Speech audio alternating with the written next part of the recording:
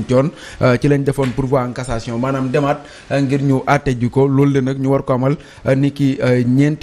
fukki fan ak ñeent ci weer wi ñu nekk leneen itam loo xam ne awa mën nañ koo jël ci biir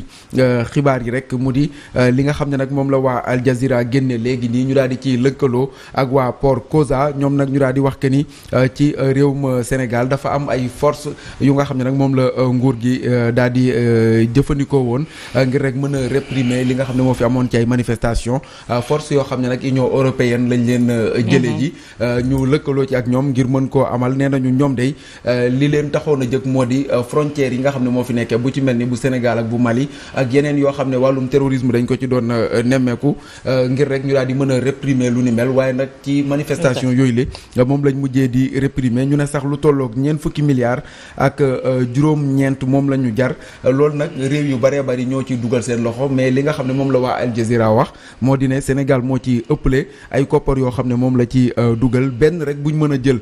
ci ab natt ndax nag ñoom daal dinañuy joxe sax ay exemple yoo xam ne en tout cas gis nañ ko ci benn bi muy li nga xam ne moo amoon ni ki ci weerum ni ki ci atum 2021 bi nga xam ne nag ci la Ousmane Sonko doon dem foofu la ca Ziguinchor nee nañu nag dañoo gazé woon li nga xam ne moo di ab convoi wam autant pour moi en 2023 voilà ñu gazé ko te loolu nag nee nañu ma nga amee woon ca Mam Patim nekkee ab gox bu faree ca bëj saalumu réew mi lu jege juróom fukki kilomètres digganteem ak Kolda loolu nag ñoom ñiñ ko jiiñ moo di rek force d'élite yooyu li nga xam ne Union européenne moom moo leen yabal ñoom lañ jàpp ne ñoom ñoo doon amal répression yi nga xam ne yu ci bëree bëri am na ci réew mi kenn sax ci ñi nga xam ne ñoom ñoo leen di bindal mu ne nous avons pu vérifier une vidéo qui montre 2 véhicules blindés SUV Vamtac ST5 armés par des officiers qui tirent des gaz lacrymogènes sur la caravane de la liberté d'Ousmane Sonko en mai 2023 dans un village au sud du Sénégal beneen bi nag ñu wax que ni les mêmes véhicules blindés Vamtac ont été offerts au Garci Sénégal en 2019 en présence de l'ambassadeur de l'époque Union européenne au Sénégal dans la ville sénégalaise de Kidira à la frontière au Mali donc niñ tuddee corps d'élite boobu la Diom Ndiaye moo di Garci Sahel mais nag ñoom nee nañu finalement dafa am Garci Sénégal du samay kàddu waa Al Jazeera ñoom ñoo yëkkati lu ni mel leneen itam loo xam ne xew na mu di opposant bi nga xam ne moo di Yaya Dillo ca Tchad moom daal dinañ koy faat ci ab siège am ginnaaw rek buñ ko songee ñu wax ci Palestine Awa Diom Ndiaye 30 000 personnes décédées gun nañ fa ginnaaw cong boo xam ne ni ki tey jii la am ba téeméer ñàkk ci seen bakkan téeméer yooyu le moo tax lim bi yokku ba ci fanweeri junni doomu aadama. Pape dañuy taxaw tuuti ci li nga xamante ne tey Jazeera xëyee na ko muy une information d'une extrême gravité ndax caravane de la liberté boobu bu ñu fàttalikoo li ci gënoon a métti mi ngi xewe woon ca Vélingara cong gi fa amoon ci caravane Ousmane Sonko ci la wàccoon dugg ci Mercedes boobu dugg sax ci àllu Vélingara boobu tey jii cette information là tey bu fekkee ne c'est avéré. waaw xam nga déjà man damay dafa am lu may dénoncer c'est-à-dire ñun presse sénégalaise dafa am la nga xam ne bu ñu ko waxee. kenn duñu fulal kenn duñu fay daal. bu presse étrangère jógee wax ñu jël ko ŋawti mbirum Garci bi y a moins de 2 mois fii laa toog réveil sama chronique j'ai rappelé justement dans le cadre de ma chronique sécurité lii nga xam ne mooy implantation Garci sa création ses missions et tout. ba wax nu ñu dévoyer ces missions di ko dugal ci wàllu maintien de l'ordre donc je crois que loolu c'était un point à souligner léegi ce qu'il y a lieu de dire mooy il faut qu'on se rappelle dans quelles conditions nañu créer Garci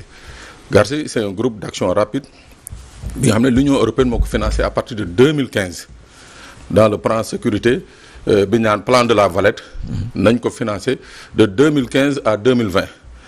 seen budget toll woon ci 41 millions d'euros budget initial 41 millions d'euros ci 41 millions d'euros yooyu ñu am ci 6 pays ñu tànn et ça mu ngi koy fàttali léegi Sénégal am ci la part belle. Garci boobu sa mission c'était d'abord de lutter contre la délinquance transfrontalière ba pare lutter contre le terrorisme contre les groupes terroristes moo tax seen action dañ ko basé woon au niveau des zones à haut risque boo ko jëlee ay Kédougou Moussala et consorts un peu dans le nord du Sénégal frontaliers d'une part avec le Mali ou bien avec la Mauritanie foofu nañu basé woon les unités du GARSI mais effectivement bu ñu demee ba maintien de l'ordre am parce que à rappeler que ces unités là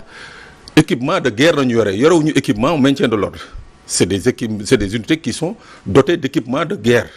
Des armes de guerre lañu leen doté parce que guerre nañuy def ji foofu donc bu ñu demee ba ces unités là ñu leen di gis ci maintien de l'ordre du gulet peut-être ñii ñeen nañu 2023 mais déjà 2021 ñii nekkoon amoon la chance aller à Bignona pour couvrir les événements ils ont vu que les éléments du GARSI et les véhicules du GARSI étaient déployés dans le département de Bignona. moo taxit à un certain moment on a vu ce que ça a produit. Moi, il y avait mort d'homme à Vélingara ce jour-là. Tu vois, même à Bignona, on a vu le nombre de morts élevé qu'il y a eu. Donc, pour dire quelque chose, moi, j'ai tantôt posé la question à l'Union européenne.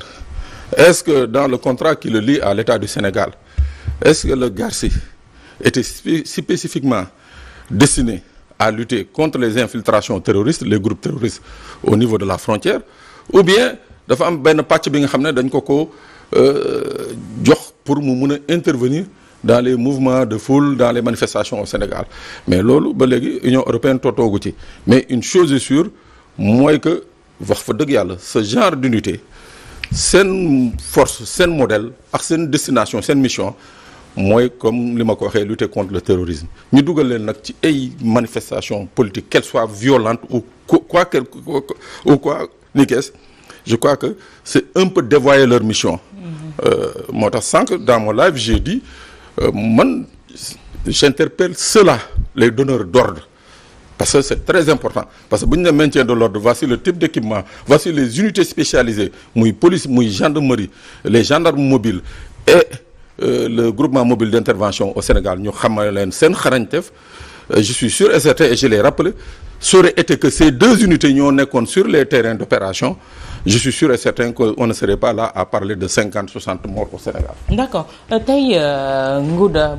li ñu dégg d'une extrême gravité bu ñu xamee ne armée souveraineté la bu fekkee dafa am émission ñoo xamante ne bokkuñu ci amuñu sañ-sañ boobu ñu dugal leen ci tey y a problème. Non une partie ci le Pape Sané wax d'accord naa ci moi je pense non seulement population yi autorités yi ak ñoom. dañuy def un déphasage d'analyse ni ñu ko waxee man Al Jazeera ne m'apprend rien sincèrement c'est pas quelque chose de nouveau pour man parce que je savais que à partir des infiltrations ñoom lañ ko tudde yéen ngi fàttaliku ñu ne xaw ma je pense 2016 ou 2017 mu ne dafa amoon des troupes armées yi ñu gisoon vers Matam yu mel noonu vers Kii et cetera et cetera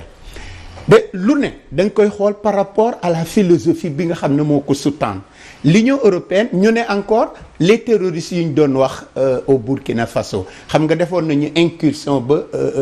Abidjan Côte d'Ivoire yaa ngi koy fàttaliku dans les années 2017 2018 donc Union européenne de façon globale mu ne non seulement au-delà du terrorisme quand les frontières sont ouvertes nit ñi dañuy envahir toujours dama doon rappeler bu muy discuter ak ay samay naatong ay intellectuels yu mel noonu dama leen dane fàttikulu leen Afrique Magazine dans les années 90 un prix Nobel américain de la paix newoon na ba européens yi jógee en Afrique l'Afrique s'est reboisée mu ne dañuy fexe ba am lu ñuy wax